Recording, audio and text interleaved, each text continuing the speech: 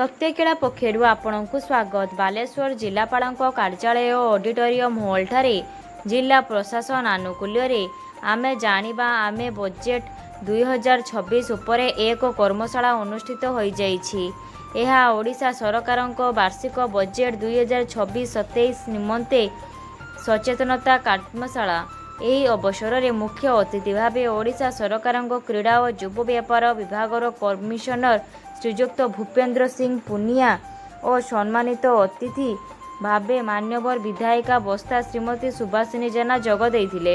ତାଙ୍କ ସହିତ ବାଲେଶ୍ୱର ଜିଲ୍ଲାପାଳ ଶ୍ରୀଯୁକ୍ତ ସୂର୍ଯ୍ୟବଂଶୀ ମୟୂର ବିକାଶ, ଅତିରିକ୍ତ ଜିଲ୍ଲାପାଳ ସାଧାରଣ ଶ୍ରୀଯୁକ୍ତ ସୁଧାକର ନାୟକ, ଅତିରିକ୍ତ ଜିଲ୍ଲାପାଳ ରାଜସ୍ୱ ଶ୍ରୀଯୁକ୍ତ ହେମନ୍ତ କୁମାର ସିଂ, मुख्य कार्यनिर्वाही अधिकारी जिला परिषद बालेश्वर श्रीजुक्त संजय कुमार राउत, उपजिलापाल बालेश्वर श्रीजुक्त शिव मालव्य, उपजिलापाल नीलगिरी श्रीमती शुभश्री रथ, अतिरिक्त कार्यनिर्वाही अधिकारी डॉक्टर मधुस्मिता सामंतराय और डेप्यूटी डायरेक्टर प्लानिंग श्रीजुक्त हेमंत कुमार मात्र प्रमुख मंचासीन थिले।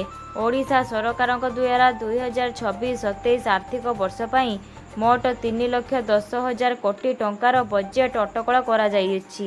वार्षिक बजेट 2026-27 पई शिक्षा क्षेत्र में 42,565 कोटी टंका, स्वास्थ्य सेवा क्षेत्र में 23,182 कोटी टंका, सामाजिक सुरक्षा क्षेत्र में 25,208 कोटी टंका, कृषि और आनुषंगिक क्षेत्र में 42,492 कोटी टंका, ग्रामीण विकास क्षेत्र में 44,309 कोटी टंका, नगर उन्नयन क्षेत्र में 10,738 कोटी टंका, महिला सशक्तिकरण क्षेत्र में 18,957 कोटी टंका, क्रीड़ा क्षेत्र में 1,400 कोटी टंकार बजेट अटकल होइतिबा बेले आहुरी अनेक दिगरे उपरे ध्यान रखा जाइछि।